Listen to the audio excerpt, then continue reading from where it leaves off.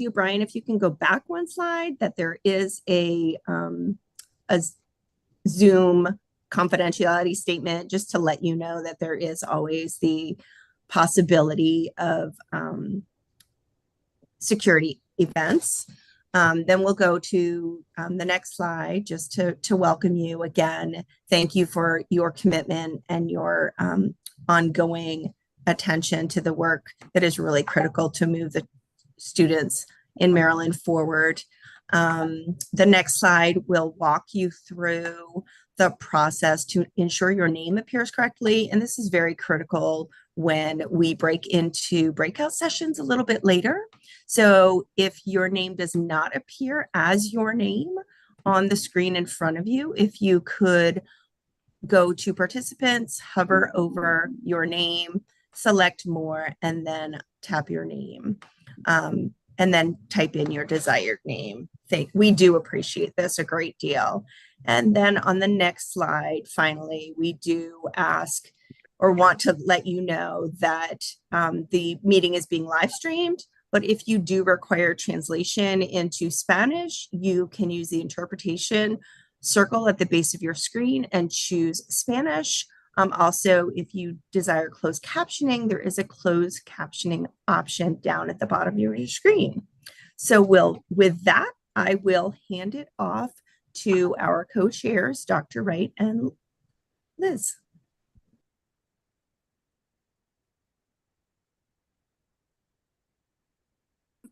First, let me unmute. I've done that more than once. Good evening to everybody, and thank you for being here. This has certainly been a wonderful journey that we've been on to look at how we can improve our special education services across the state.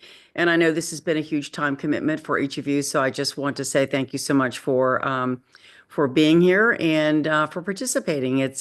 We need everybody's eyes on this and everybody's thoughts, so thank you for that. And Liz, I'm going to turn it over to you. Thanks, Dr. Wright. Great to see you all. I'm excited about this session on secondary transition. I feel like this is the third of this sort of like little mini series we've done here, where we've kind of widened the frame a little bit. We did that session on early childhood where we talked about laying a foundation for young children and students with disabilities for their future, beginning with the end in mind. And then we talked about family-school partnership and how parents and families can be full members of IEP teams by, considering their expertise in their whole child and their vision for the future of their child. And so now today we're going to talk about secondary transition and that sort of explicit process around planning for post-school futures for students with disabilities.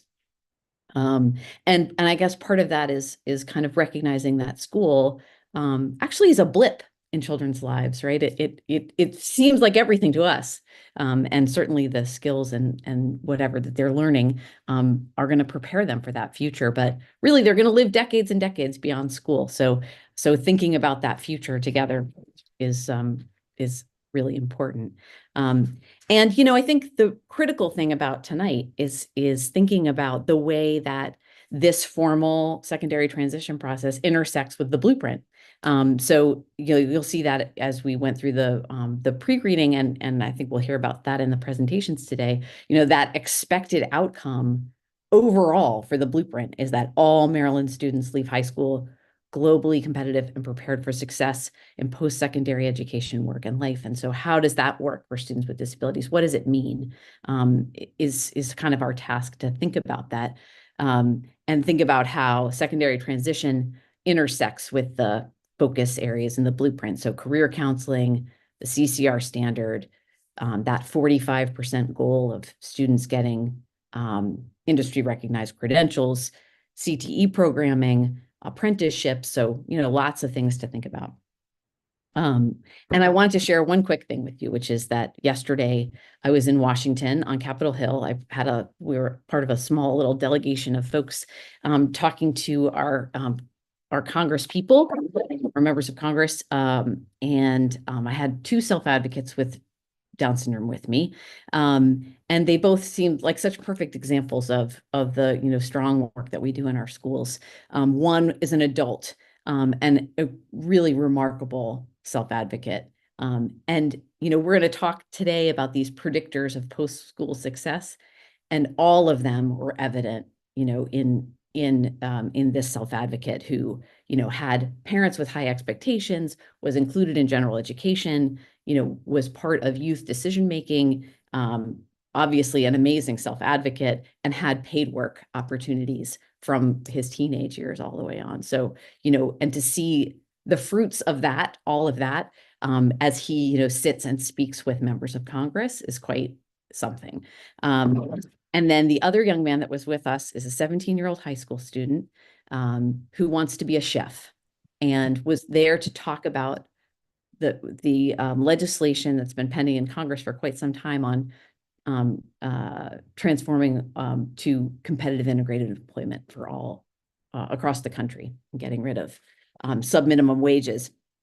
And it was amazing to watch over the course of the 4 meetings in our afternoon, him growing in his self-advocacy and his ability to tell his story and talk about his paid work experience that he has right now as a high school student, and how it's preparing him to become a chef in his future. So, just, convenient that I had those experiences yesterday and can share that with you today, but really looking forward to talking about this and these important pieces of the blueprint together. And I think we do have a public comment. Is that right, Carmen? Okay. Awesome. Yes, we do have one public comment, and she asked me to read it because she was not sure she would be able to get into the meeting on time. Her name is Alicia Baines, and what she says is, "Dear members of the Blueprint Special Ed Work Group, thank you for your dedication to improving education for students with special needs in Maryland. As a parent of children with disabilities and an advocate for equitable access to education, I'm writing to share critical concerns and propose actionable solutions to the challenges faced by families like mine. Personal impact. Despite having an individualized education plan, an IEP, and a behavior intervention plan, a BIP, in place for my child, I've repeatedly encountered failures in their consistent implementation. For example, during a behavioral escalation, school staff neglected my child's BIP strategies, leading to emotional distress and unsafe conditions. Such incidents are far too common and highlight systemic shortages in trainings and accountability. My systemic changes and recommendations. Number 1, IEP and BIP compliance monitoring. Establish a statewide system for tracking compliance with clear consequences for non-compliance. Include a mechanism for families to report violations anonymously, ensuring transparency and accountability. Number 2, mandatory specialized training. Require annual training for educators and staff on de-escalation, inclusive education, and compliance with special education laws. And ensure certification and recertification processes include mandatory special education competencies. Number 3, equitable resource allocation. Allocate funds to hire behavior specialists and IEP coordinators to support educators and students. Address disparities by ensuring underserved districts have equal access to specialized programs and non-public placement options. Number 4, family engagement and advocacy support. Provide clear, accessible resources for parents, including guidelines on FERPA, FAPE, and their legal rights. Require schools to actively involve families in developing and reviewing IEPs, fostering a collaborative approach. And number 5, expanded access to specialized programs.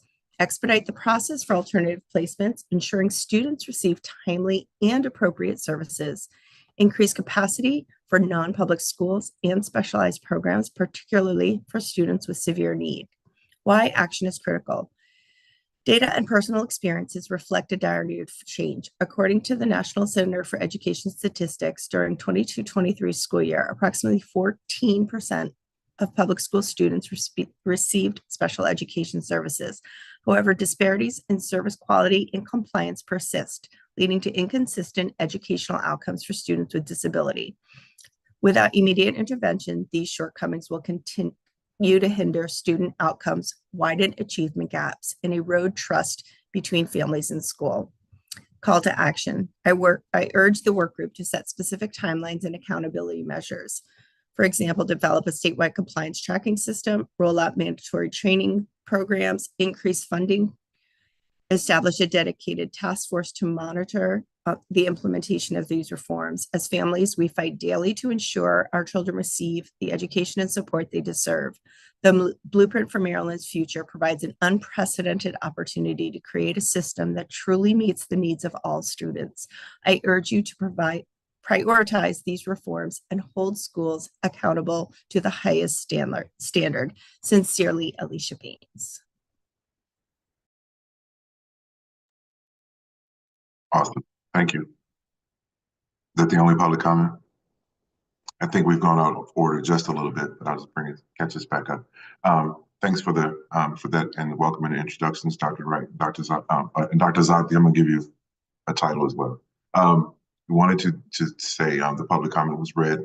We're going to go through our presentation. It will be just a review of the October feedback and look at some of the comments and look at the recommendations that we've gleaned from the reading, the conversation, survey, and the information that we collected during that time.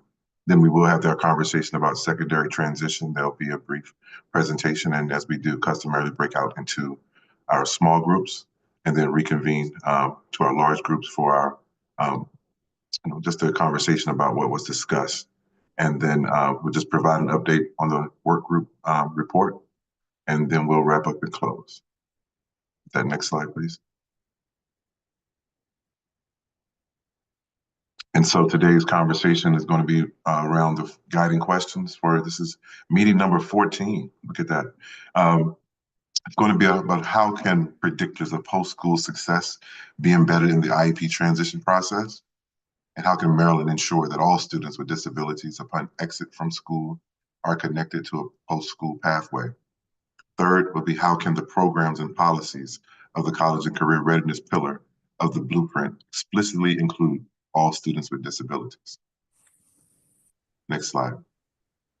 We've had our public comment. And next we go to feedback from the October meeting. Ms. Sabi, would you like to lead that conversation? Sure thing. So, we have all along. This was the feedback from the small group discussions and from the exit tickets that folks filled out. The first area was around state support for school and system capacity building to support family school partnerships.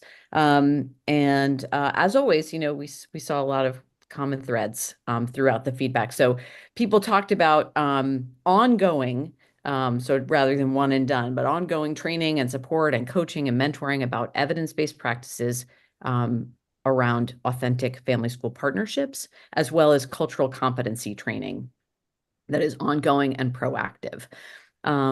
There was something that we sort of collapsed into one area that was kind of gathering and disseminating best practices about meeting facilitation and collaboration. So things like active listening, conflict resolution.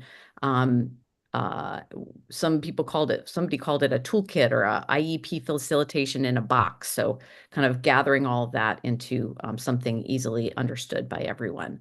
And then working with institutions of higher education to make sure that our educator preparation programs are including skill building and knowledge around building relationships with families, facilitating meetings, specifically around participation in IEP meetings for both general and special educators. Or I should have said it for special educators and general educators. And then communication with families. So state support for communicating with families, making sure that we're understanding what families' preferred mode of communication is, encouraging pre-meetings, particularly for families that are new to the special education process to get people off on the right start on firm foundations. Then folks gave some feedback around state policy and guidance that would ensure that parents are full and equal members in the special education process. So standards and guidance for serving multilingual families, making sure that parents of students with disabilities are included in all statewide activities, cooperative training for staff and families, guidance that encourages folks to think about how parents are the experts on their own children, ensuring this consistent training. We already talked about that, meeting facilitation. And then some folks have talked about some specific school staff positions that they think should be funded and supported, things like multilingual liaisons and community engagement folks. Next slide. And then the last bucket was around sort of more specific changes to the special education process that will help to reinforce and maintain trust and positive relationships. So one area that people talked a lot about, and we heard this in the discussions, was around meeting scheduling and how could we create a situation where there was more flexibility for IEP teams in terms of meeting times that work for families. We had some specific suggestions around technology, using technology and the uses of it, about things like plain language, really specific suggestions like plain language in the Maryland Online IEP, automatic language translation, making it possible for folks to sign IEPs remotely, and then staff training on dispute resolution and the use of neutral facilitators. And community partners came up in a couple of different contexts, but including kind of building external capacity and also kind of welcoming community partners into the process. So that is the feedback. And then we can go on to the proposed recommendations. So the first one, and I think these were mailed out last week, emailed out. So the first one is around an MSDE cross-divisional plan for a plan that would strengthen authentic family school partnerships, particularly to support infants, toddlers, and students with disabilities. And that, again, you know, this same thing we've talked over and over again about sort of standards, guidance, technical assistance, and monitoring when that's appropriate. So we would have, so the first piece is ongoing training, support, coaching, mentoring around evidence-based practices and cultural competency, utilizing community partners. So that would be families and family serving organizations. And then the second piece of it is collaboration with institutions of higher education to ensure that our EPPs are including the skills and knowledge for building relationships with families, for facilitating meetings, for best practices on communicating with families, and specifically around participation in IEP meetings for special and general educators. So let's pause there and talk about this first recommendation if anybody has any feedback or thoughts or questions.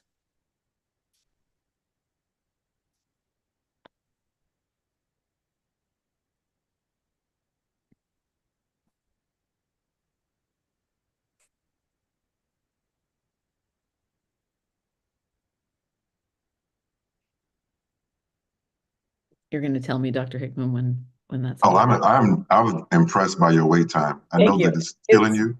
Very hard. No, but I think from MSD's perspective, we're definitely in agreement that this recommendation is one not only it's important, but it's one that can be accomplished. So developing that plan for the plan, there's nothing. Even if you look at the research does tell us the importance of increasing family partnerships and the family school engagement. So I know. we're good with this. Yeah. It's not time yet. It's not time yet, Alice. So I'm thinking how we do. There's no objection. Okay, great. Yeah. Hearing none, we move on. Okay, so let's look at the second one. So the second one is around in order to maintain and reinforce trust and positive family school partnership, that MSDE should develop an implementation plan to include the following proposed changes to the special education process. So number one is changes in the MOIEP. And obviously we've talked a lot about that in the past. There are sort of specific changes underway. The ones that we talked about last month include automatic language translation, mobile device DocuSign access, and the use of plain language, and to fold those into the MOIEP revision process. Number two is collaborating with unions to develop best practice guidance for contracts that will allow for increased flexibility in meeting times. And that might involve things like incentives or stipends or other provisions. Obviously, those contract negotiations go on outside of MSDE, but I think the recommendation is to collaborate with the unions to come up with some guidance around the importance of that and some strategies for the ways that unions might incorporate those.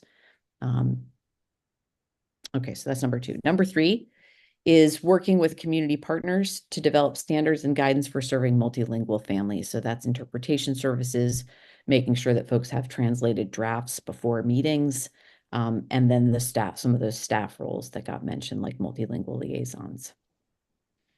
Number 4 is technical assistance and training for school staff on meeting facilitation and conflict resolution, including the development of that IEP facilitation toolkit.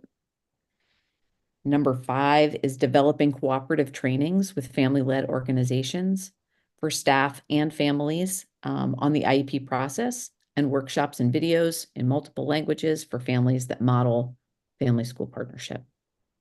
And then finally, number 6 is to explore new partnerships to bring neutral facilitators and community partners into the IEP process.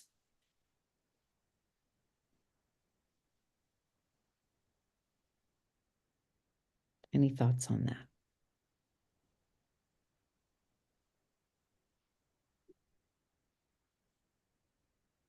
Thoughts, feedback, objections, So compliments? in terms of flexibility, are we trying to have IEP meetings at like 7 o'clock on a Friday night? Is that what we're looking to do? I mean, I have kids in general education, and I have to meet with their teachers during their workday, and I'm a teacher too. And if so be it, I have to take off time. I have to take off time.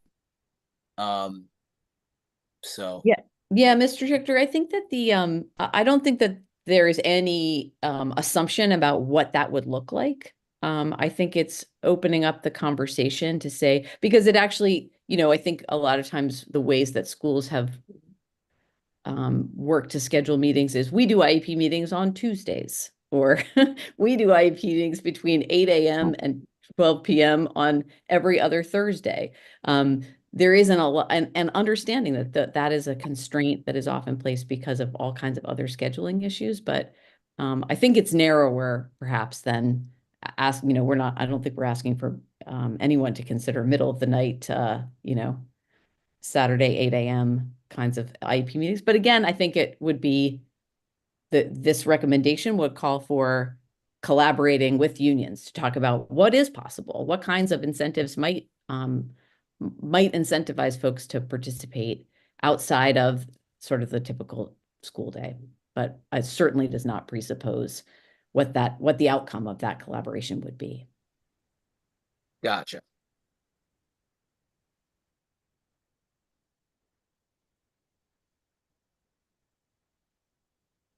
Although Mr. Stone is never one to hold his tongue, today he decided to chat, so I'm going to read it for him. I'm glad that we've included. Not a problem. I'm glad we've included recommendations that focus on multilingual families. This is an area that I feel we are behind the curve. We need to catch up quickly. Thanks for including it. And we've heard that not only in the meeting and the survey, but we've heard it in other meetings afterwards. So you're correct. We are behind the curve, but we definitely see the value, including the multilingual piece. Well, I think identifying that we're behind the curve is the first step. So thank you.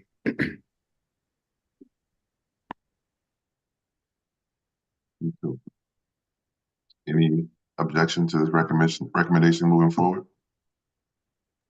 So this is Joanne. Just wondering, would we take out number 2 since we're not able to collaborate, or leave it in and know that that's not really viable? In the sense of collaborating, it's really having a conversation. It's not influencing, directing, or giving authority, but we can definitely, it's beneficial to us to have the conversation with the unions who are representing the educators. Thank you for clarifying. Yes, ma'am.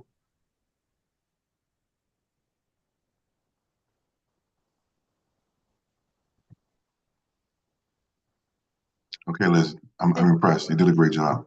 Thank you so much.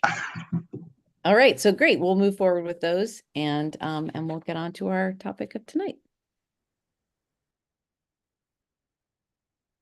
Awesome. So tonight's conversation is about secondary transition. I wanted to, conversation will be led by Jay Gingrich and as well as Molly Connor. Jay Gingrich has over 2 decades of experience ensuring equity and post-secondary outcomes for individuals with disabilities. This includes serving as executive director of the Governor's Committee. Moving this over so I can see, sorry. This includes serving as executive director of the Governor's Committee on Employment of People with Disabilities and her current role as Director of Employment and Transition Policy for the Maryland Department of Disabilities, the nation's only cabinet-level cross-disability department. She's an expert in state-level interagency and external coordination and collaboration. She's presented widely on the topic of employment and transition, testified before the state legislature, and served as an expert on national advisory boards related to employment and transition policy. You have met her before, but Molly Connor was on the presentation last month for early childhood. She's currently serving as branch chief of performance support and technical assistance with the Division of Early Intervention and Special Education Services.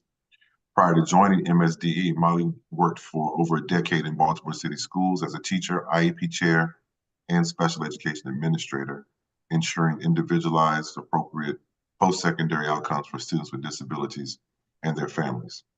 In addition to our presenters, we just want to recognize that Phil Lasser and Richard Kincaid for attending tonight's work group to learn more, to lean in, to provide us with, to fill any gaps that we may come across. Phil is the Senior Executive Director of Strategic Initiatives in the Office of Teaching and Learning and oversees statewide implementation of the Blueprint. Richard Kincaid is the Senior Executive Director of the Office of College and Career Pathways, which oversees appropriate post-secondary opportunities for all students in the state of Maryland, including those students with disabilities. With that, I turn it over to the team. Great. Thank you, Dr. Hickman. Certainly a pleasure to be here today to talk about a topic that is near and dear to my heart. And we wanted to start with sort of giving some framing of what the post-school world has looked like because it's changed dramatically. And so we view the Blueprint and the opportunity for college and career readiness actually as an opportunity for education to sort of catch up with some of the transformations we've been making in the post-school world. So the first thing is a number of us representatives, including parents, advocates, individuals representing various partner agencies, schools, and so forth, came together and laid out a vision statement when we started to talk about employment and making employment the first choice. And so the belief in Maryland that we work to implement across all of our work is that everyone can work with the right supports and services. And I think that that aligns really nicely with the vision of every student exiting school, college, and or career ready. But this work and the nature of the work is part of where some significant changes occurred. So in Maryland, our post-school world focuses on work that's individualized, integrated, paid at or above minimum wage. So Maryland is among some of the few states, we're the second state in the country to eliminate sub-minimum wage. So we're talking about real jobs, real pay. The nature and scope of those jobs may look different. It may be 1 or 2 hours. It depends on the individual's needs, interest, and so forth. But, but the post-school world, we're really designing to have it be that the individuals are coming out of school, if not ready for work, close to it and shortly entering the workforce thereafter. The other thing that we know is that the best advocates for families are other families who have seen success, right? So while I can sit and I can articulate all of the things that I know to be true because I've seen it, I recognize that families and even academics and so forth may not see the possibilities. And so how do we frame and share success, and how do we take those individuals. And Liz, I think you're a perfect example, right? You started the meeting with 2 examples of success, because we need to reframe what's possible, and to highlight that success, and helping enlist families in helping other families to set higher expectations, and highlighting those success are really important. And schools can support that success through predictors of post-school success. And these are evidence-based or research-based or promising practices that academics have done the research around, and have laid out, that says, here are the things that we know that if a student has access to these things while in school, they're more likely to be successful post-school. And of course, the intent of the blueprint is to ensure that everybody exits school, college, and career ready, but that we're also going to be measuring those outcomes, right? Post-school, are they employed? Are they successful in college, and so forth? And then the transition portion of the individualized education plan is critical, but the skills developments and opportunities should not be limited just to the IEP. So when we talk about college and career readiness, how are we ensuring that equity of access across all of the opportunities, not just, oh, that's something that occurs in the IEP for this population. It's that collective and that responsiveness and engagement across all aspects of the system. Next slide.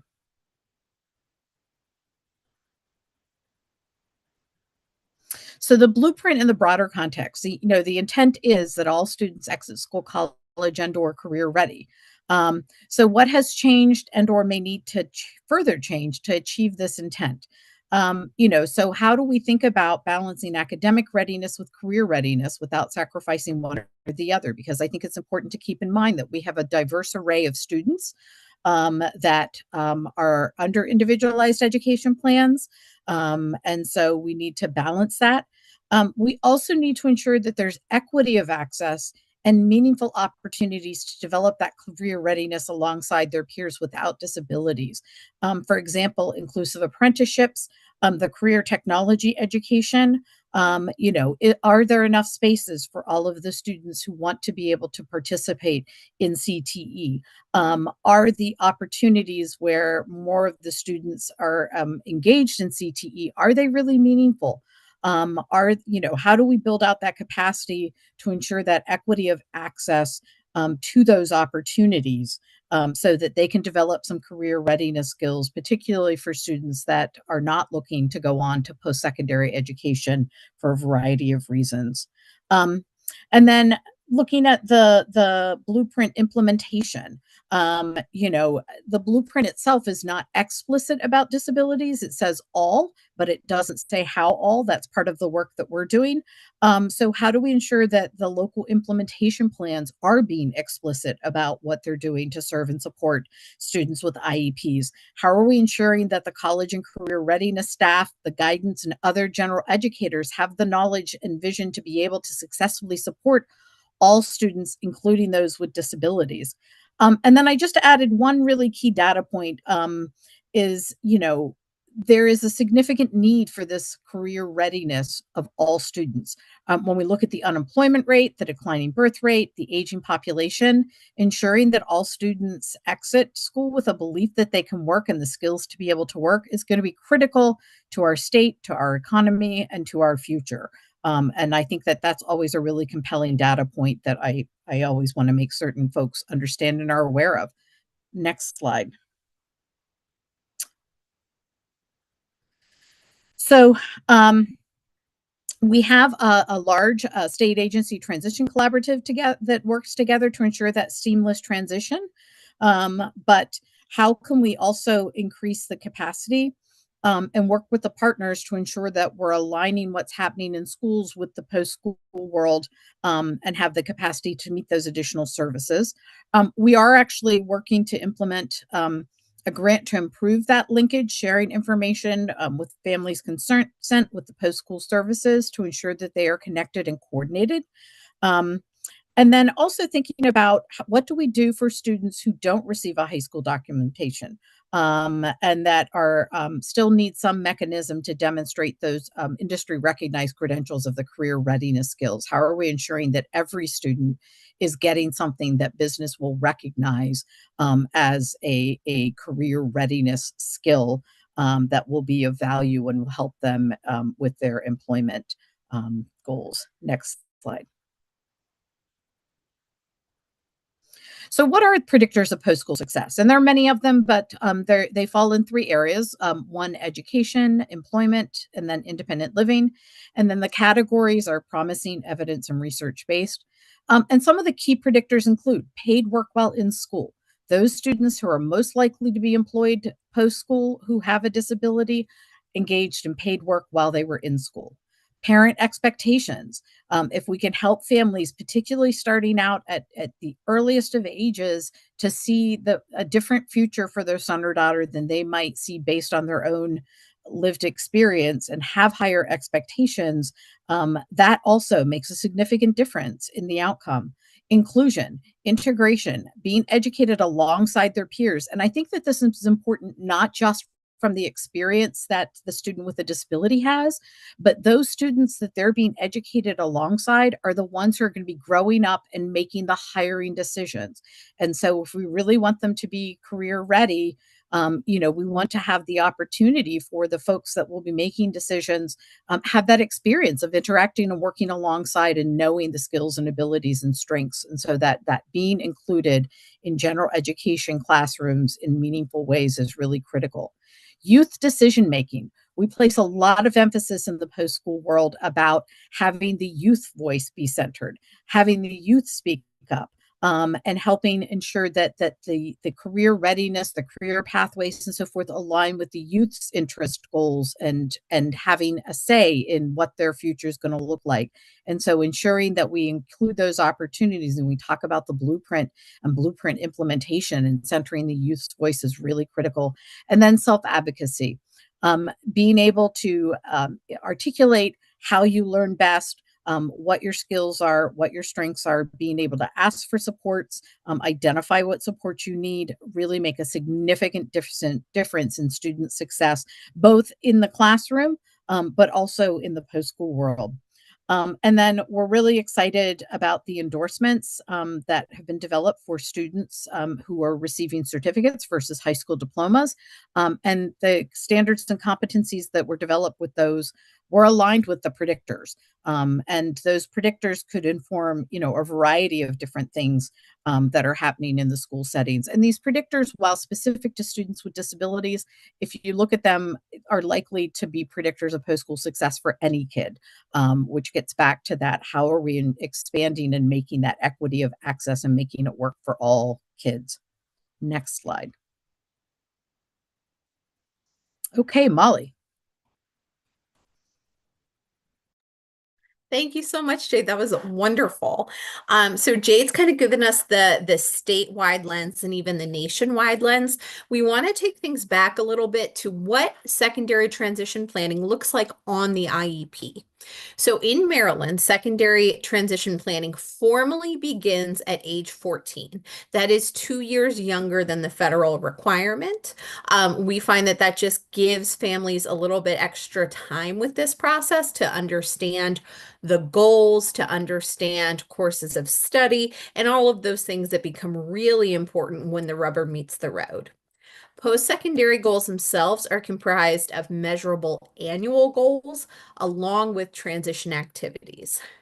Student and family input is collected as part of the transition assessment process. As appropriate, there's also coordination with adult service agencies as part of this overall process. So our graphic on the screen here sort of visualizes what the ideal secondary transition planning process looks like from an IEP lens. Now, it's really important that we don't silo this process. It's essential that the transition plan is informed by all transition expectations. This includes what our statewide expectations are. That means CCR standard attainment. We'll go over what the CCR standard looks like in just a moment. And that includes pathway access, whatever opportunities are available to students without disabilities, we want to make sure our students with disabilities are aware of them. To that point, it is so essential that once a student, especially once they're in high school, is having a meeting, that those people with the best knowledge of post-secondary availability are invited. That might mean your guidance counselor. That could mean the career counselor, a college-bound counselor, whoever it is in the building that really helps students select appropriate pathways. That person needs to be at the table. We can't just push off students with IEPs onto their case manager. Next slide, please. Thank you so much. So we've been talking about Blueprint Pillar 3. We want to highlight a few things that have been established as statewide expectations. And when we say all means all, this does mean that students with disabilities should have access. So Blueprint Pillar 3 establishes a college and career ready standard that students are expected to meet in the 10th grade. Pillar 3 also brings in new curriculum standards and expanded access to career and technical education. This includes a focus on those high quality instructional materials. Pillar 3 requires progress towards on-time graduation to be measured and reported to MSDE with a focus on early warning indicators. Pillar 3 looks at CCR pathways. This includes advanced academic pathways. Pillar 3 establishes a goal that 45% of high school students will complete a registered apprenticeship or earn an industry recognized credential, informally called an IRC. And it also requires access to career counseling, although as we have mentioned, the career counselors themselves do look different in different LEAs. That doesn't exactly outline what the career counselor looks like. Next slide, please. What has been very clearly outlined is what CCR standard attainment looks like. So this chart outlines what our options are for CCR attainment. So a student can earn a high school grade point average of 3.0 or higher and get an A, B, and C in A, B, or C in Algebra 1, or score proficient on the MCAP. That's option 1. Option 2 is to score proficient on both the ELA and Algebra MCAPs. So this provides some different pathways for students, but we do want to name that the current CCR standard does leave some students out. It does not currently recognize participation in the alternate assessment, and it does not currently recognize WIDA attainment.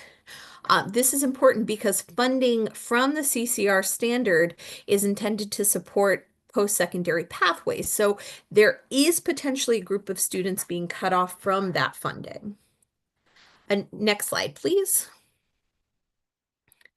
Another area we want to look at when we're seeing, hey, here's the goal for Blueprint, where are students with disabilities falling within that goal, is CTE enrollment. So to understand CTE enrollment, I have to give you guys a couple of terms.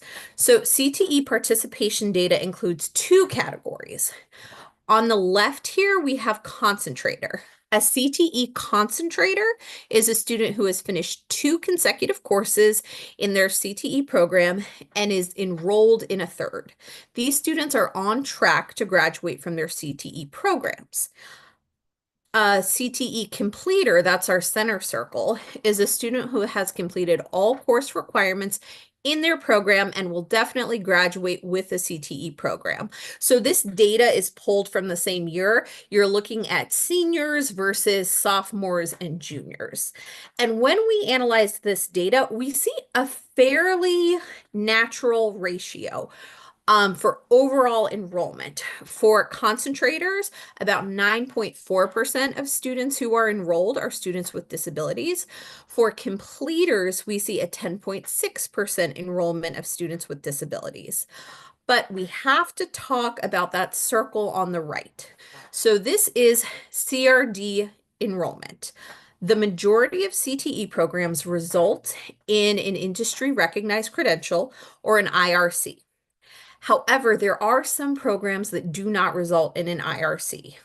Career and research development, or CRD programs, typically focuses on skills like developing a resume, appropriate work habits, career exploration.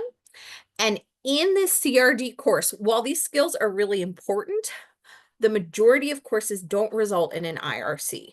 And this is where we see students with disabilities represented in an unnatural ratio.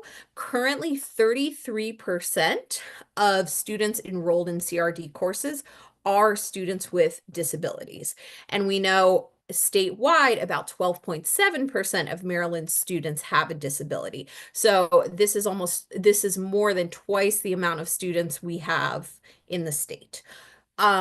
So we do want to continue to focus on not just making sure that students are enrolled in CTE programs, but that they're enrolled in meaningful programs that do result in that IRC. As appropriate for the student. We've gotten some soft data from our transition coordinators, naming that sometimes things such as a limited number of seats, a lottery system, or a concern that certain students won't be able to pass an accreditation exam are some soft reasons that students are being overrepresented in that last bucket there. Next slide, please. So we want to end with talking about not just looking at CTE enrollment, but looking at overall outcomes for all students with disabilities in the state for post-secondary enrollment. So while Maryland is hitting our targets, indicator 14 is post-school outcomes. These are monitored and addressed by the MSDE secondary transition team. Highlighted here is data specific to indicator 14. So we are meeting our national targets for both students with disabilities enrolled in higher education within 1 year of leaving school, enrolled in higher education, or competitively employed within a year of leaving school, and enrolled in higher education or some other post-secondary training program or competitively employed. So if we look at column C, we can see that in 2022, 62.6% of students who graduated with an IEP were engaged in their communities, either through college, post-secondary training, or career. But you know, that means that nearly 40% of our students with IEPs were not. So as we start to transition into our small group conversations, we really encourage you to sort of think big and think with a wider lens. How do we put measures in place during those K-12 years that really ensure that students with disabilities who graduate are connected to meaningful post-secondary outcomes? Thank you so much.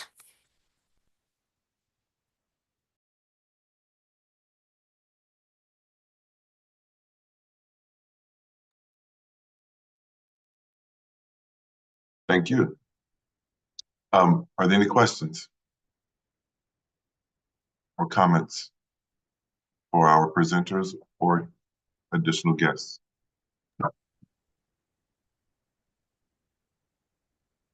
Dr. Hickman, can I be heard for a second? Certainly, sir. Thank you. I have been doing some research and analysis on my own or on CTE in the state, both the career counseling and the apprenticeships. And there are serious problems involved. Progress is lagging. The good news is that from all I know, Richard Kincaid is a star and that he's aware of and working hard on these.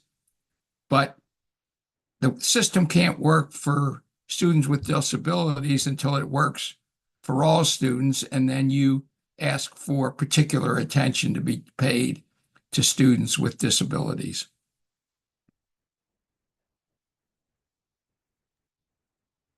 Thank you. Mr. Kincaid, do you have any response? I think I saw a head nod. Yeah, thanks, Buzzy. The check is in the mail. I appreciate that. But you're exactly right. Dr. Hickman and Phil and I have had a lot of conversation about how we're able to intentionally guide and provide the same level of agency to students with disabilities and students served within the entire, special education framework. We have a lot of work that still needs to happen. And in order for these students to be properly served. And so noted, like you and I have had some great conversations around making sure that the build, as we build the system, that all means all, and figuring out the ways that we can make sure that students have every option available to them and they are well guided into these career paths, so that the student and their parent and all of the entirety of the support network that student has available to them is able to make sure that they are well supported in a pathway that leads to a career of their choice. Noted. Exclamation mark. Thank you. Mr. Kincaid or presenters, can you respond to the question that's in the chat about how the targets for those outcomes developed? Or would you need more information? Can I ask clarification? What targets the indicator A, B, and C? Is that the question, Debbie? Indicator 14 is set by the federal government, and I think she's asking how did the state set their target based on those results, and I think that's something that gets negotiated with the federal Department of Education.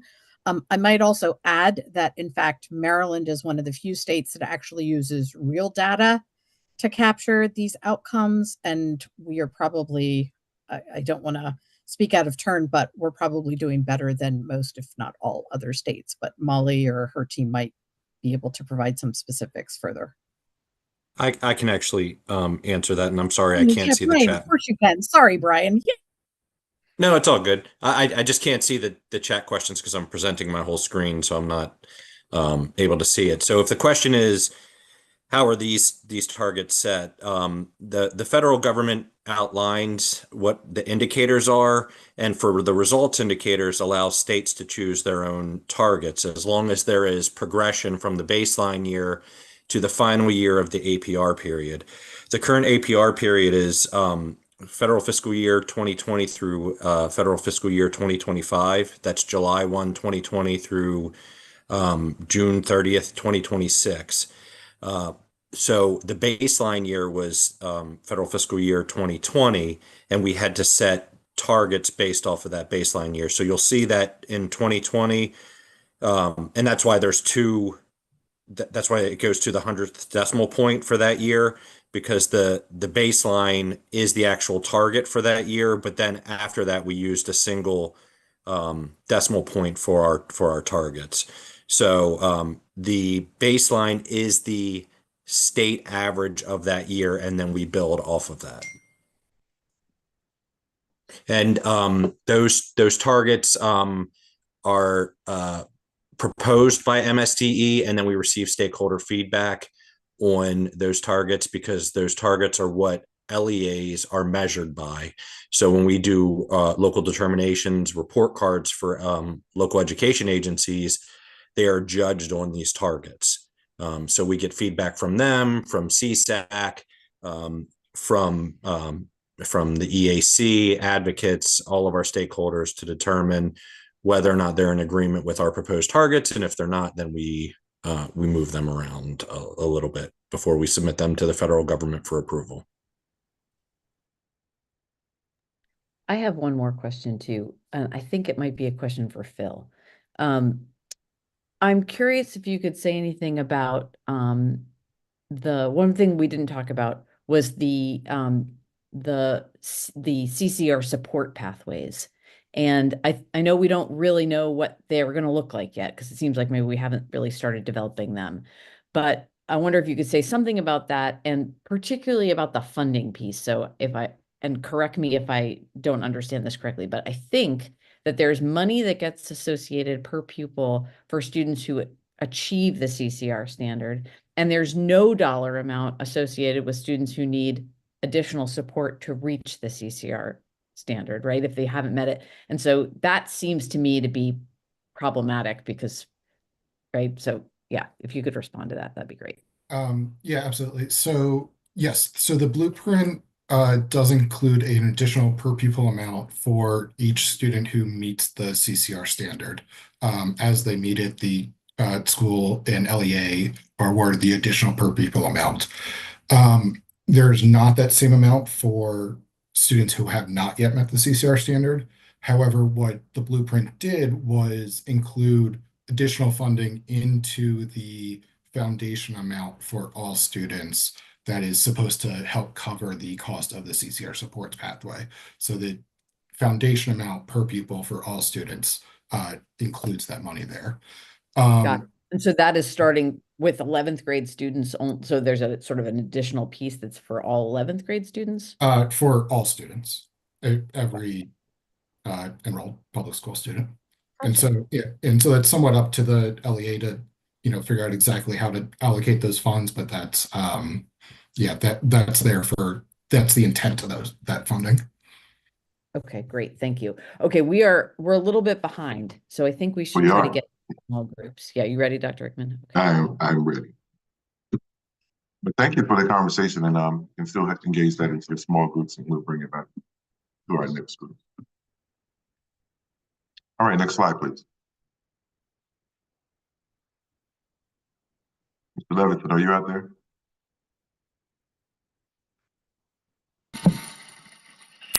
Alrighty, I think we are more than ready to get into our small groups.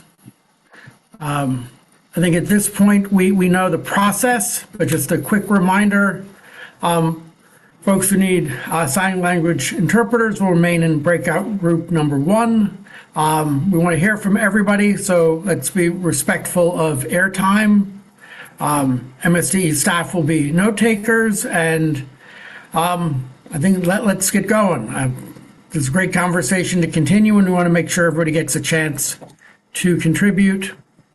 We will move you automatically. If we could share the next slide, let's just share the discussion questions. Okay, all right, so we've got 5 questions. So the first being, how can predictors of post-school success be embedded into that IEP transition process? What steps can be taken to ensure that the indicators are embedded even earlier into the students' academic careers? What recommendations should we, as the SCW, make to ensure students with disabilities have the supports and services to achieve the intent? What standards and guidance can MSDE set?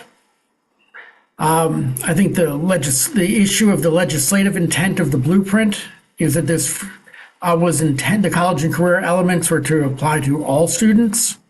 What can we do is through our recommendations to make sure that happens? And what other thoughts and recommendations do you have to improve post-secondary transition? So a lot of topics about where to go there. What do we want for our kids? What can the work group do? What can MSDE do? What can school systems do? What can happen through the blueprint? So a lot of different actors on this very important topic. So if we can get into our breakout groups, love to hear what folks have to say and think. And we're going to give 35 minutes. Looking at the clock, it's I see 4:59. So 5. We'll see you back at 5:35. Great.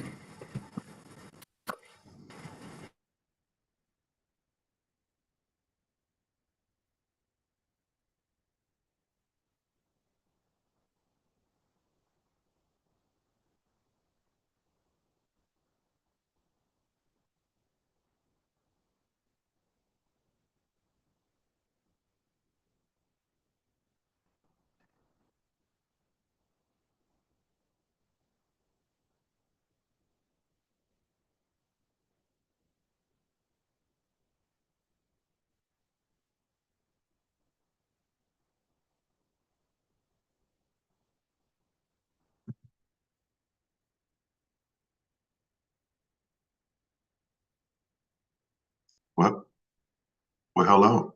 everyone. I, I think everybody's gone into the groups now. We have IT.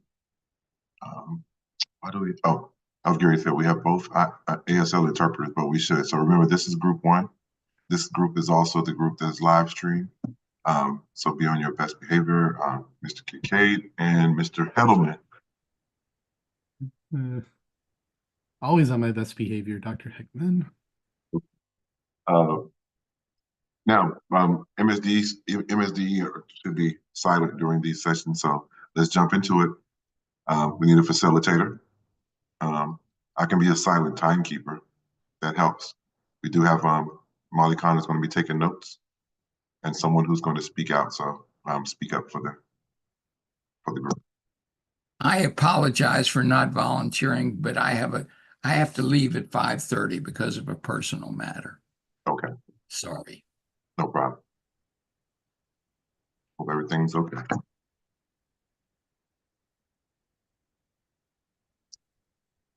Although quiet, I'm going to have to make assignments. Mr. Garner's the only one with his camera on.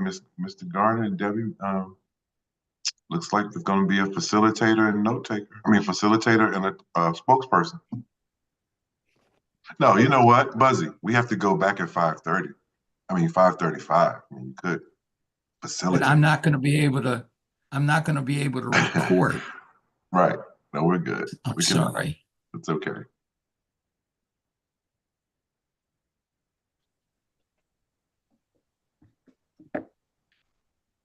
I'm breaking the rules. Mr. Garner, you get ready to volunteer, or you want me to go ahead and jump through it, facilitate?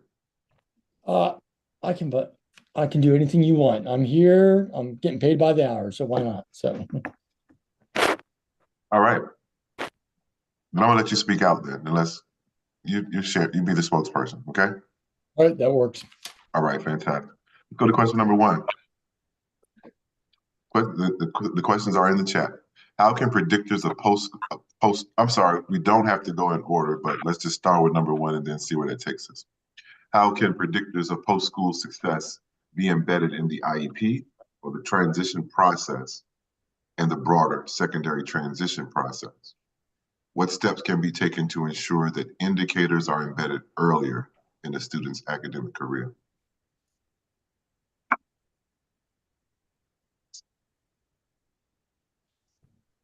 I mean, I can speak to, even though I'm writing my own notes here, because I'm an elementary principal, and I do, depending on how some of our IEP meetings go, and when we're looking at coding for the first time, if it's, especially as we're leading towards the connections or an autistic coding that is interfering with, the traditional level of learning, I think it would be, I often ask my parents, well, where do you want to see your kid in 5 years, 10 years?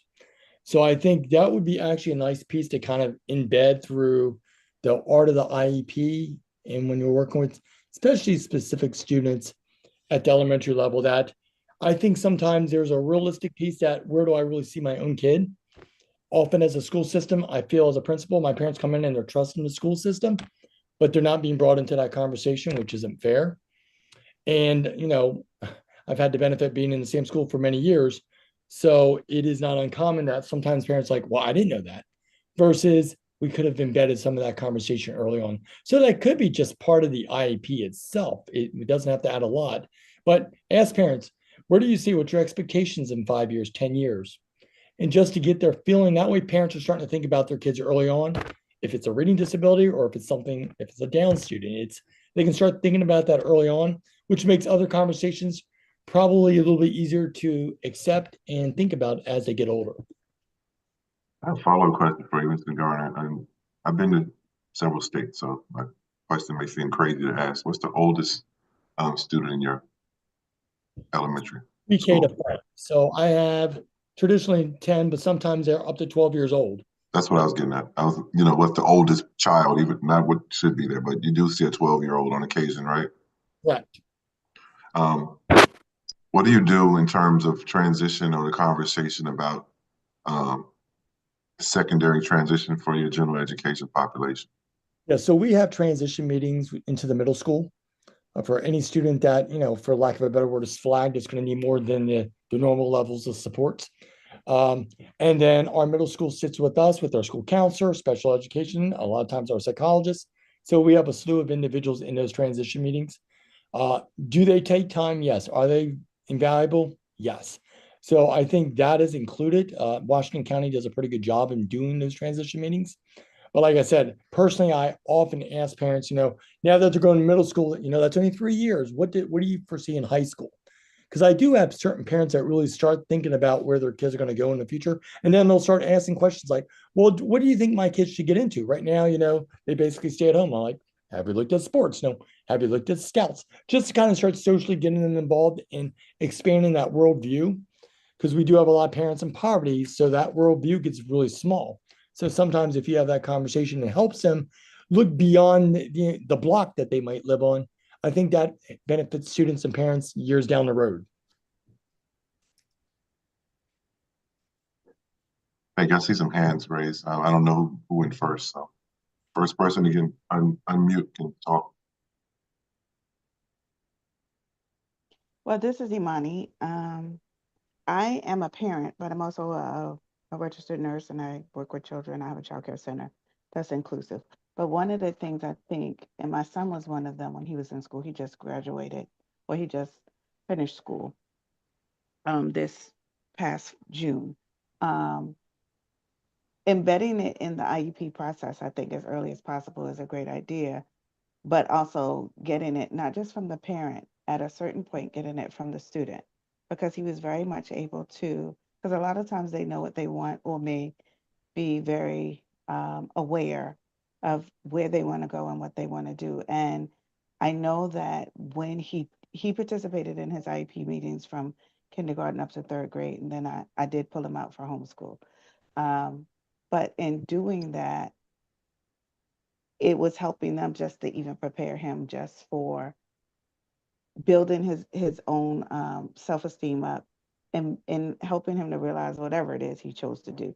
Again, when they're younger, they may have like visions of doing 50 million things a lot of times, but having it come from the student as well, as I think is a really great thing. And I know that students should be participating more in their IEPs because then it helps set the tone and help make it even more individualized for what their needs are and what they want to do post secondary wise. And so, and the only other thing, and I'm not sure where it would fit in, but just throughout all of the questions, I did pull about in 3rd grade. So 4th grade through 12th, we did homeschool, but we were under Baltimore City school system.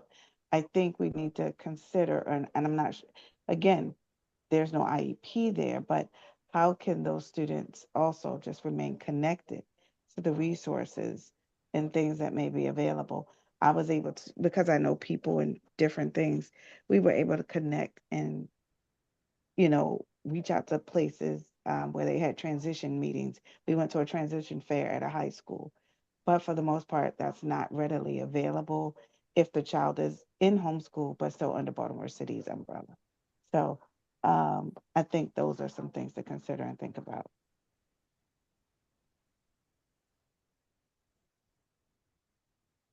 Well, and I'll kind of comment there. I'm a developmental behavioral pediatrician, and I refer all my families of children who are even thinking about transition to Parents Place, because they have a great webinar series on transition to adult services.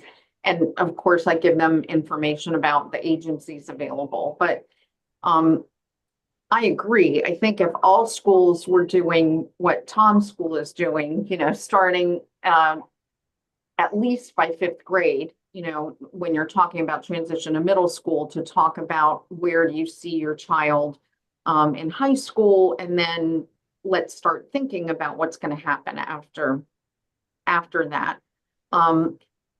Both for the parents' expectations, because I think sometimes, and Tom, you said it very well, if your worldview is very narrow and your expectations are very low, that can easily drive the whole IEP process, because I see parents who have higher expectations.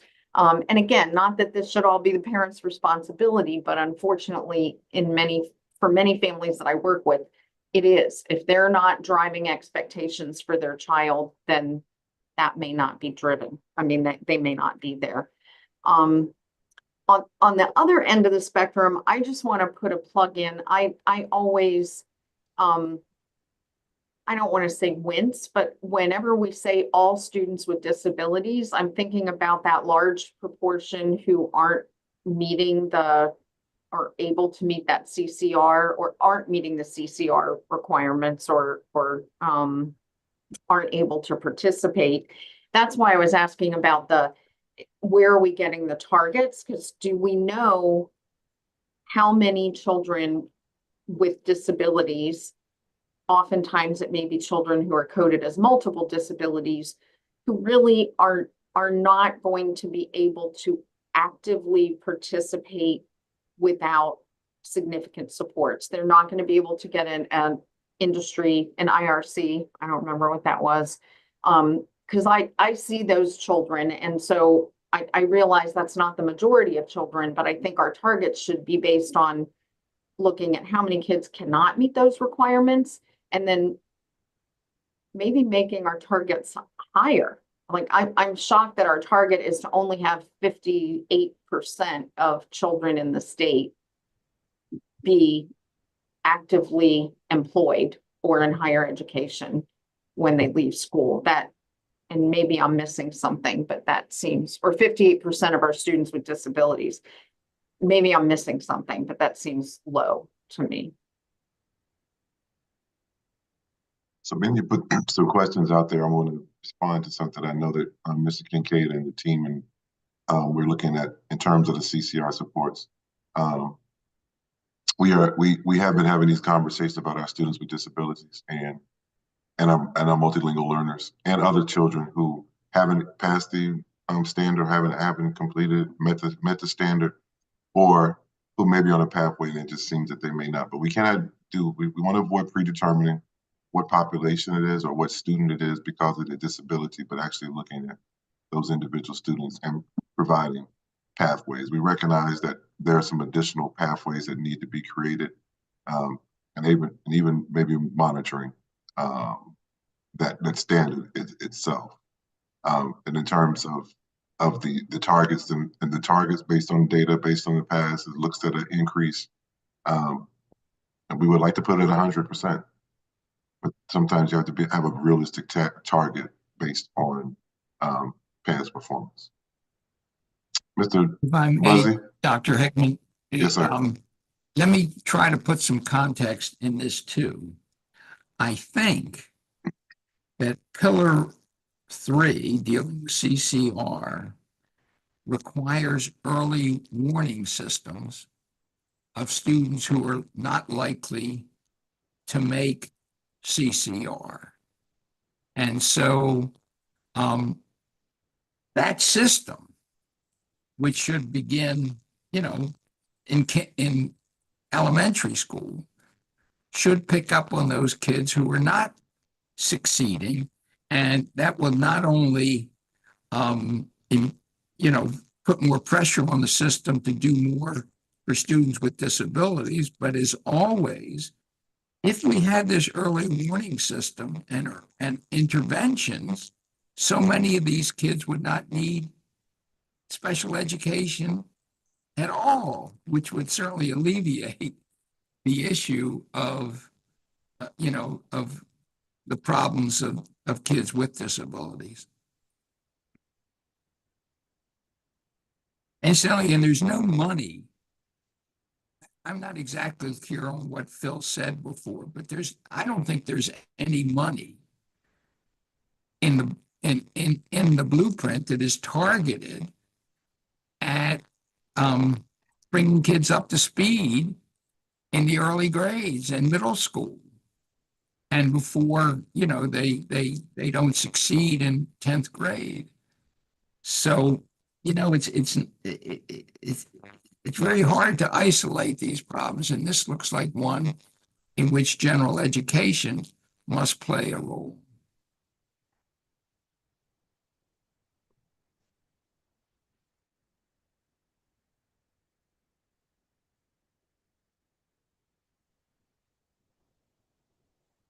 I'm gonna agree with that.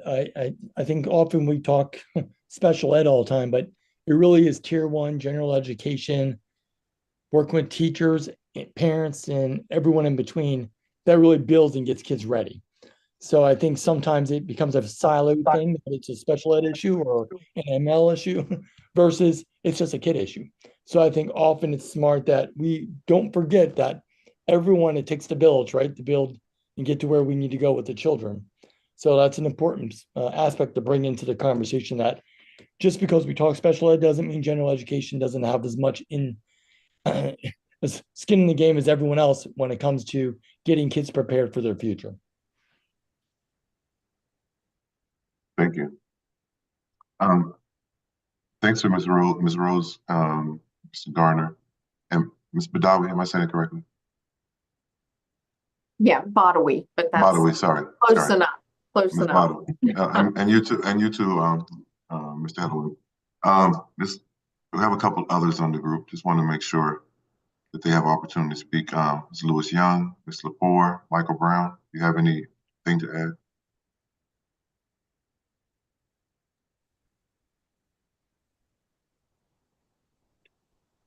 Yeah, I mean, I can speak on the parent engagement piece, just from my perspective, just from the high school, not being involved in the early childhood part, but just seeing kind of like how things go once we get to high school level. Um, I do believe that, the regular education portion, I think, needs to be a little bit more robust when it comes to educating our families on, um, early as we can about the transition planning and available resources that we should have. I think a lot of those things should really start at home. I know, um, Tom mentioned that earlier about parents entrusting us and those type of things. But I would like it to almost be in reverse. I would like to entrust parents with the ability and the power to really and equip them with the resources so they can do some of these things at home and reinforce some things as early as we can. So by the time that our students move forward, they'll be more equipped than what they are once they get to us, because once they get to the high school level, we're truly hustling backwards at that particular point to get them where they need to be if they don't have those resources already, and we're scrambling to get them resources in 4 years. It makes it kind of difficult. Thank you for that. Timekeeper's not doing a good job. We're getting away. It's like 5:20 already. We looked at number one. I think I've heard some recommendations, but can we be kind of specific on, just jump to number two really quick? What recommendations should the special education work group make to ensure that students with disabilities have the supports and services to achieve the legislative intent of college career readiness for all students in support of improving their post-school outcomes? That's a deep question.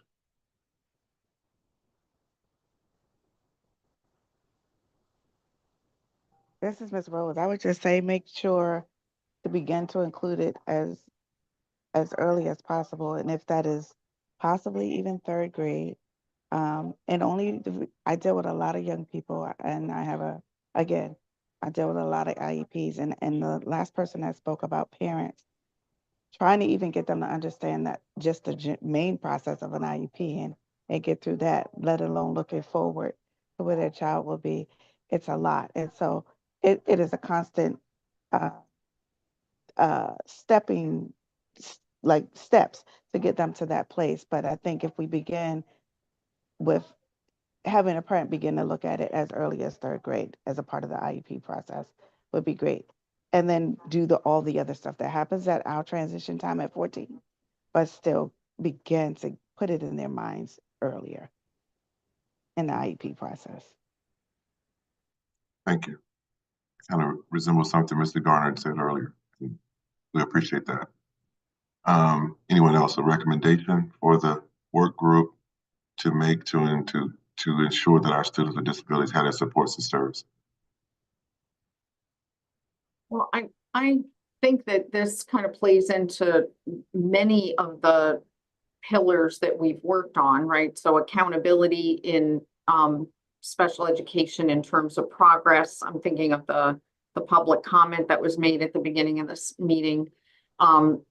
That accountability, better research into evidence-based interventions and early warning signs, of things that, that this child is not making progress, are all important and lead up to what needs to happen in order for kids to be college and career ready.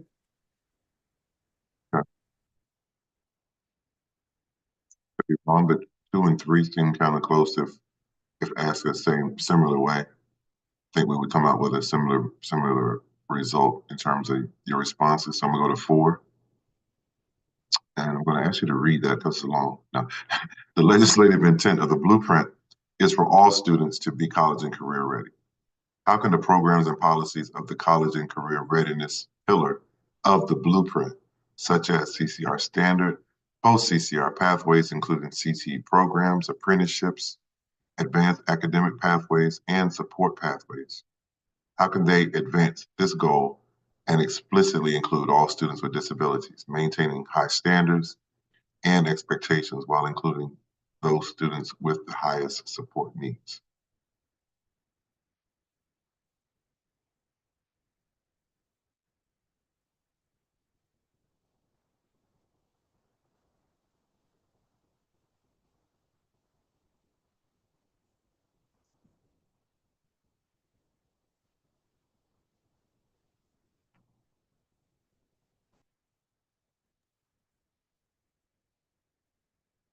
I think this goes back to even to number 2.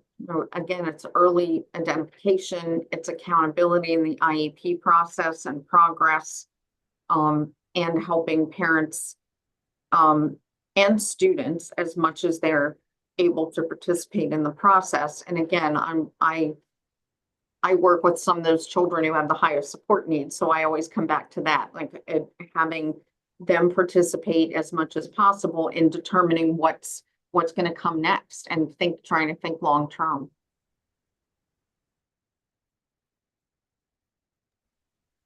Yeah, I think it comes down to the partnerships with the community and leveraging those resources. I think is really going to be pivotal when you're talking about the college and career readiness pillar and how successful that's going to be with students with disabilities. I think it's unique, and I think that there's opportunities, but it's really needs to be differentiated on the approach that's going to meet the needs of the individual children at particular schools and at their level. And that takes a lot of work to make sure that you have the right partnerships in schools and individuals in the workforce that are going to help provide certain resources to the schools for the needs of the students, especially those with disabilities.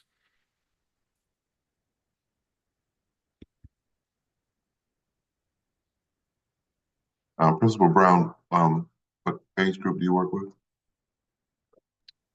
I am high school, so 9 through 12. No, okay. Yep. And Dr. Hickman, I don't know if it's a 4 specific, but maybe a little bit of 2 is, and this may exist because I am at the elementary level, but it would, I think, behoove us not to have part of the process that as kids exit, that maybe in that next 2-year span after kids exit public education into the workforce or schooling, that there's still that connection that's ongoing. I know in our area where it's pretty high poverty, it is easy for our kids that once they get out of school, that parents, they're throwing up their hands, they've been tired, they've gone through schooling for years, and sometimes they also need help. And I think reminding them that the public school system isn't just there for K to 12, we're there for kids post-schooling. And I think maybe mandating, and I know that's a scary word, but also allowing that the local LEA should be able to still maintain a connection, especially with students that probably go out on an alternative method And that way there's a follow-up, and then the continuing resources of like a job embedded programming, or as we have a job development center here, that allows those connections to the local, in my perspective, Washington County, to make sure kids are getting to where they need to go, and then doing that extra reach out to parents. It is too easy, and I say this with two graduates of my own. Once they graduate, it seems like that's it. And I think certain parents and families need more support than that. So I think as a public school system, we can do better if we impart that we are still here post-schooling. And how that looks, maybe that's just a connection, every 2 or 3 months, reach out. Hey, what's happening? Where is he at today? What is she getting into? Just because there are more resources. It's kind of like a counselor in college, right? They are still counseling along once those kids get out of the public school system. There's a lot of kids that get lost because parents don't know what to do, and it's scary to ask those questions. I think Mr. Gardner makes a terrific point that I hadn't thought about, and something that popped into my head. There is the College Bound program, which supports kids once they're in college. We perhaps, we take money, but it would be great to have a comparable program for kids who are in the work world, not in college. And I suspect Mr. Brown could speak to it. Like, he knows which kids are graduating or going out on different certification. Their school counselors at the high school level, that could be an extension of their job for those next year or two, to be able to just catch up with those students and those parents. Again, once you're bleeding the color of that high school, you're going to live that high school forever, right? So why not support them a couple years out? And no one can ever say that the public school system didn't go beyond the formal years of K to 12. Well, Yeah, I worry about. There's some school counselors that would want to do something to you, Tom, right now, because they are overworked and overwhelmed right now at the moment. Exactly. That's exactly what I was going to say. You can't do it. You can't overload these folks unless you get more positions, either within the school system or in a nonprofit like College Bound. We always dump too many things on too few people. Yeah, I'll just be honest. The workload that, and like I said, it's different. I'm in a high need school in Columbia, and so the demographics and the clientele that I have here, my counselors, like we'll probably need 2 or 3 extra counselors to be able to do and push that work forward. I'm in total agreement that I do believe that should be happening, but it would be something that.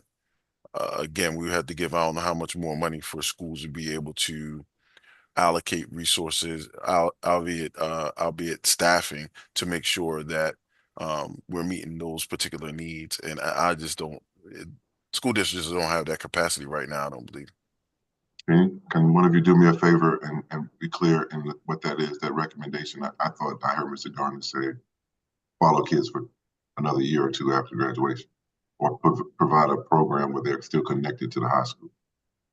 And that would fall into, I can envision the LEA and our job development center. They're connected to a lot of those students going out. So again, I don't disagree. And Mr. Michael, I'm telling you, your school counselors where I work, but just every time I read the police report every day, and I've seen 2 kids in the last week that I'm like, what could we have done more? And they're now post-schooling. And so I'm like, again, as a public school system, if there's a will, there's a way, right? And so maybe it's just a thought of the recommendation that for LEAs to be able to look at ways to be able to support beyond the traditional methods of I went to college, I went to a career. What does that really mean in the great scheme of things? Just a thought, aspirational. Maybe it's been a long day. I don't know. If I could just jump in and maybe get, I don't know if it's clarification or not, but this is what my son has done. But we have programs like Doors, which has actually been very helpful. Isn't that somewhat an extension of them leaving school or finishing out the 12th grade and transitioning into something that could be a work program or work training or those types of things. So because there's a counselor there that,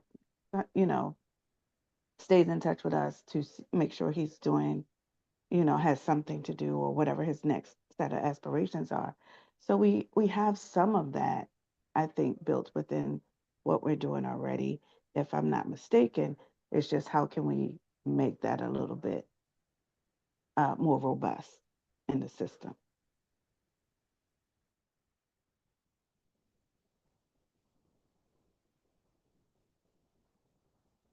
Ms. Connerly, you're silent. Do you have a response, or do we need to seek someone else to get that answer to it? It was just something I was throwing out there Oh, as okay. to programs like Doors are already there. Is Okay.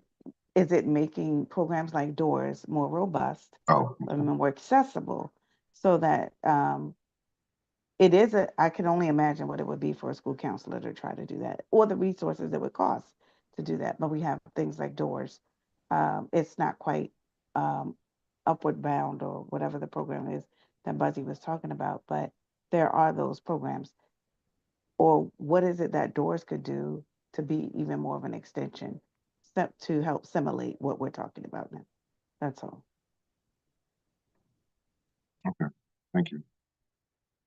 Well, and if I could put in a plug for, I'm guessing Renee Everett Sanzone is in another work group and she may bring it up there, but for partnering with community organizations that can help parents and teens get through this process.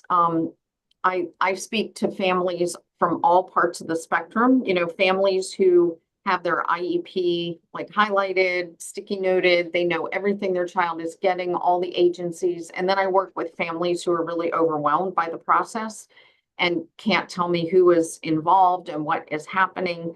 And I think those families would really benefit from we call it like parent partnering or parent support, just it's a less expensive, probably less expensive than school counselors, but to hire parent navigators. We have done this before when we had grant funding in the healthcare system, and I think it would work well in the education system, because both systems are very complicated and can be very hard to understand for some families. So that's my shameless plug for parent navigators. Well, thank you. All right, we have one last question, but I think it's just really a follow-up question. What other recommendations do you have to improve the post-secondary transition planning process?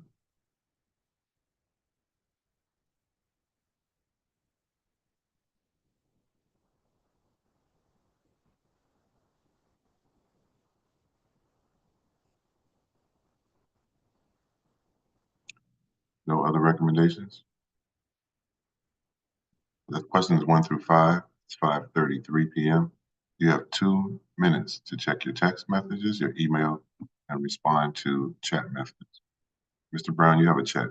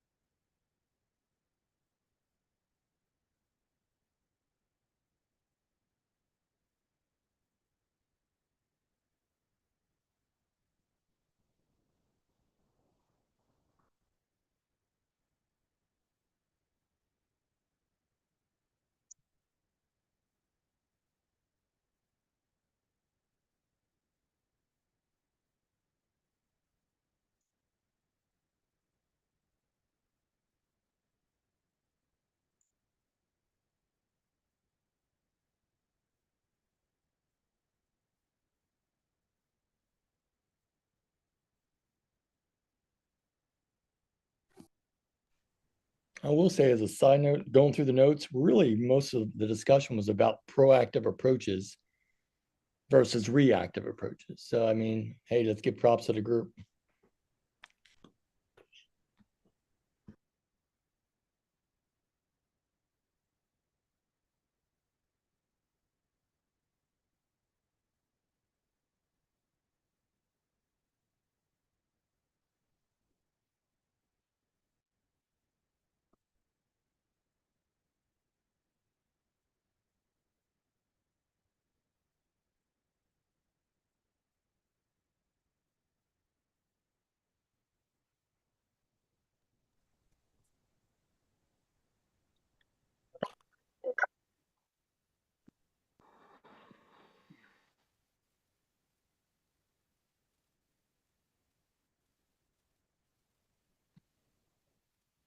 Hey, everybody back?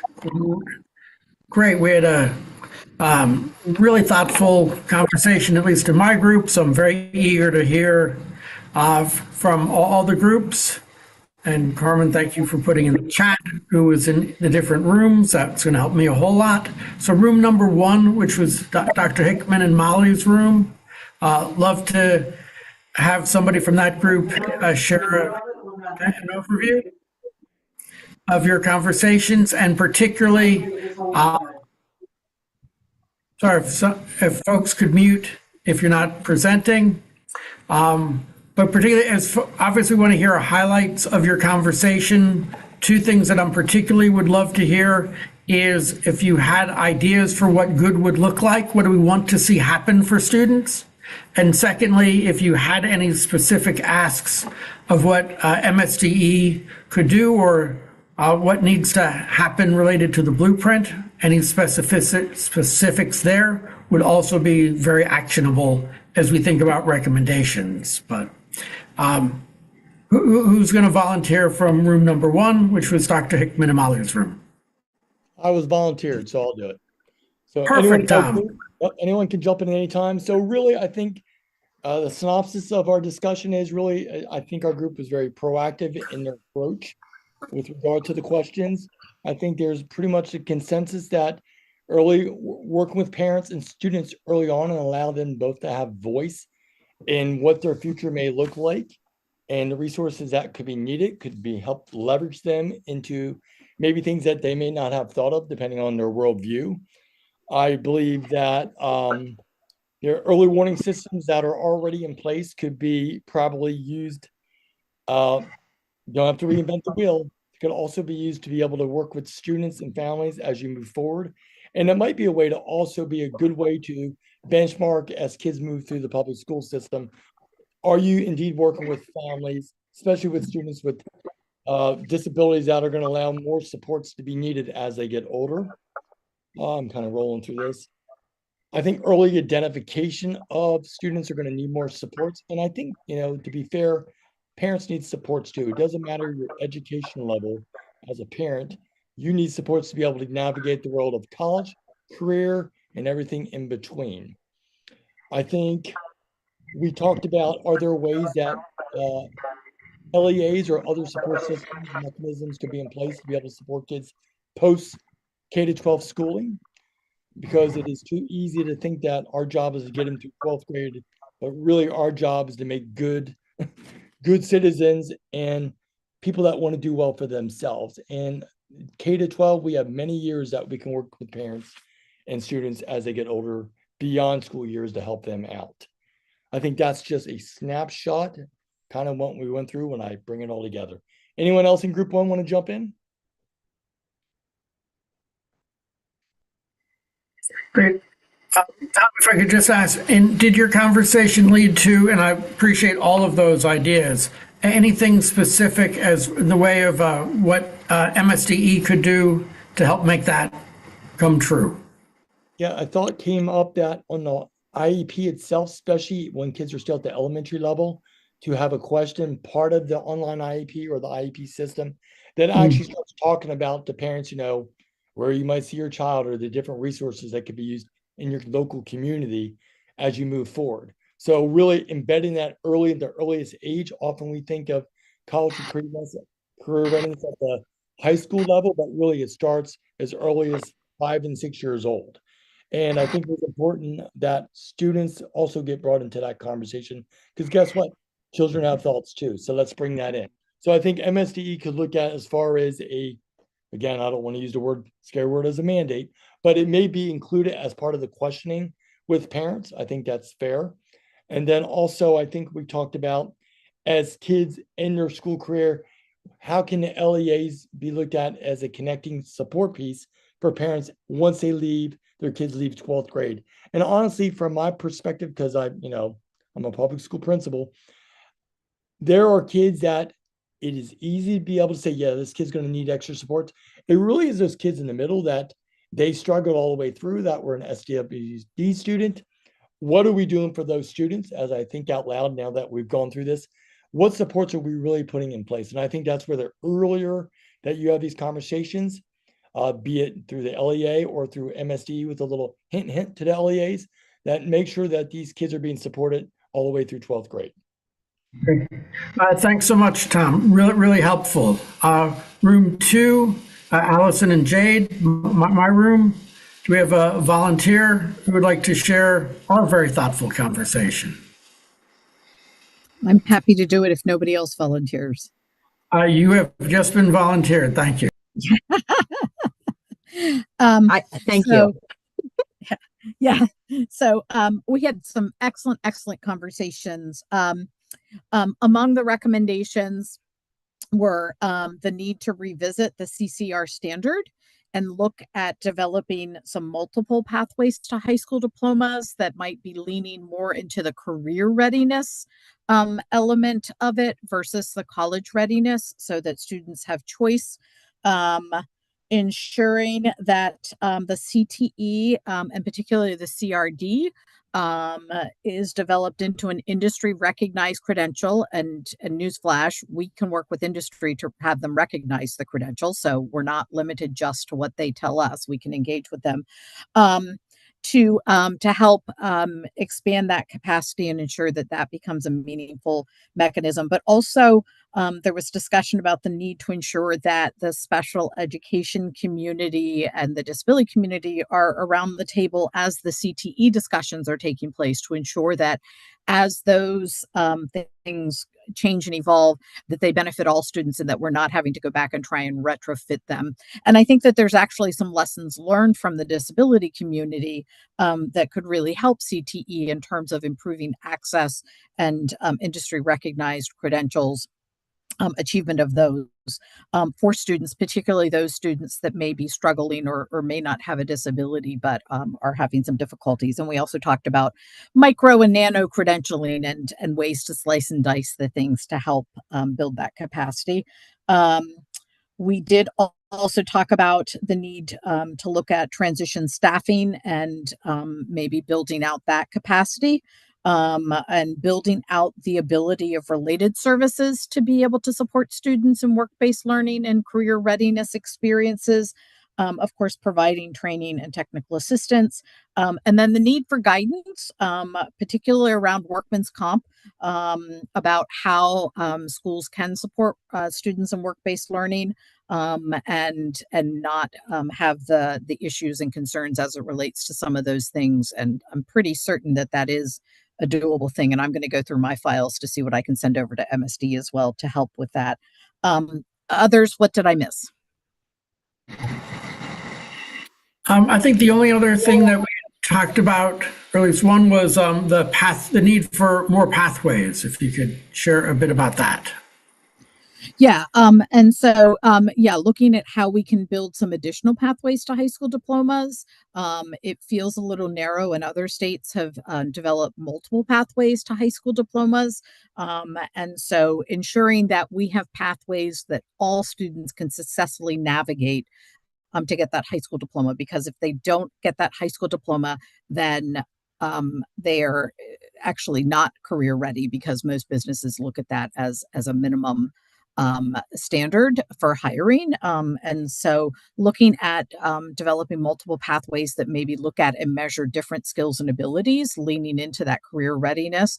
I think we've got the academic readiness, college readiness stuff down, but I think that there's more that we can build out and build that capacity around and build those pathways so that every student exits school career ready and with a high school diploma so that they can go straight into the workforce if that's what they choose versus going off to college. Great, thanks so much for that summary. Room 3, which was Tracy's room, do we have a volunteer from there?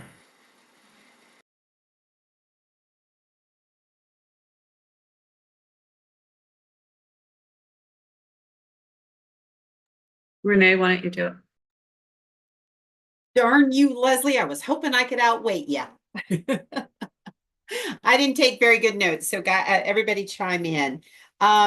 So I think we said a lot of the same things that the other two groups talked about, but our group really were talking about that there are already a lot of the requirements are already there, right? It's a lot of the pieces are transition is very robust, right? But that they're not connected, right? So like we have post-school outcomes, but they're not necessarily connected to the goals and objectives and present level performances on the IEP, right? And then we're going to do these pathways over here with the blueprint. So really the recommendation is making sure that it's all connected all the way through. What's the thread that runs all the way through? Looking at that. We also really looked at broadening that, if everybody keeps talking about college and career ready, but really also talking about the piece about the community, right? Because when all kids leave school with and without disabilities, they got to live in the community, right? And really, what does that look like? And really also making sure that we're being very robust in those pieces as well. The other piece was really, to use Dr. Hickman's word, leaning in around student-led IEPs and what does that look like, even even for those kids with high support needs. And so just really what are best practices in that, because there really is an art to that and doing it well. The other piece we talked around was really looking for PD, a recommendation around really robust PD around, okay, so what does competitive integrative employment and how do I help my students do that, right? And remembering what Jade said at the very beginning, employment isn't 40 hours a week, right? It can be 1 hour a week, but it's really having that high expectation. And really anything that we would automatically do for a student without a disability, right? Understanding course selection, understanding their transcripts, understanding what is required in their pathway. We would do all of that for kids without disabilities, doing that for kids with disabilities, making it more similar to our kids without disabilities, not separate. So being more inclusive in all those pieces. And really breaking down those silos of like what's already out there. So what's out there around adaptive equipment, assistive technology that really does make employment and living in the community, going off to school, what really is out there so we aren't reinventing the wheel. And did I forget anything, folks, in my group? No, Renee, you got it all. No, that was great. Thanks, Renee. You're welcome. Great. Thank you to all three groups. A lot of great conversation. I think some very specific and actionable suggestions as we start to plot and plan the recommendations. I think Dr. Hickman, it is over to you for an update on some other matters, and as we approach the end of our couple hours together. I just want to make sure, I know Liz doesn't need my help, but your comment in the chat, was it responded to or was just something to think about? Yeah, I just was thinking about it as we were talking about it. I think it's Liz, I'll follow up with you too. We've had some conversations with MSDE and Gochi about that. And I know there was discussion about adding it as an option under the transition section of the IEP. So great. And the last comment I'll make is I also think we could, as we're thinking about those, Renee talking about kind of the skills that all kids need. thinking about, Think College has great resources for what are the kinds of skills that kids need in order to go to these new post-secondary programs for students, particularly with intellectual and developmental disabilities. They're actually skills, when we talk about life skills, they're the skills that all kids need. Can you, call up and make your own appointments? Can you, keep your own calendar and all those things? And actually lots of high school students need help with all of those supports.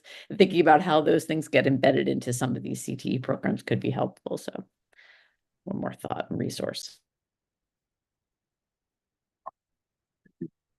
So as we wind down today, really the update really is that the December 1 report is being reviewed by senior leadership, specifically Dr. Wright and her team, for submission to make our December 1 deadline to the AIB.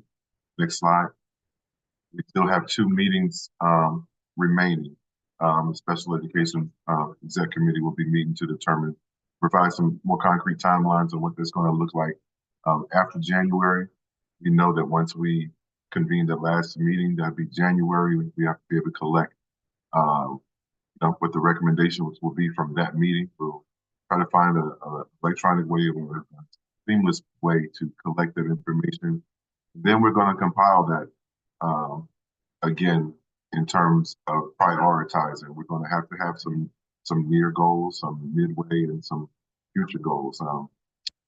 Right now we have 19. Actually, now we're at 20 and 22. Well, I wasn't going to say anything, but today the second recommendation was a 5-part recommendation, but we're going to just keep it to 2. But I saw like A through E. Anyway, I've gotten really good at figuring out how to package those things up. So we're going to have to one, just being clear, MSDE and this team, you included, have made it pretty clear that we're taking this work seriously. But we really have to prioritize to make some things realistic so that we can meet some goals, set some goals and meet them. We have agreed to meet quarterly to provide quarterly updates after January. I think roughly first update would be like April before we submit the final report. The extended report and quarterly update. So anyway, we'll see you all next Wednesday. Be on the lookout for the pre-reading. Oh, feedback form in the email yet? No, it'll come out either later tonight or first thing in the morning. All right. Please be on the lookout if you want your feedback, please provide it. Be on the lookout for the pre-reading. And we thank you all for joining once again. Happy Thanksgiving. Same to you. Thanks, everyone. Same to you. Happy Thanksgiving.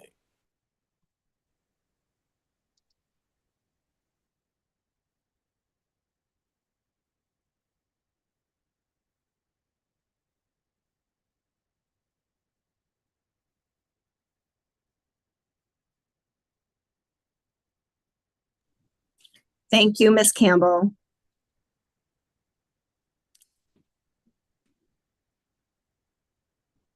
Is the other interpreter gone already? I think so, yep.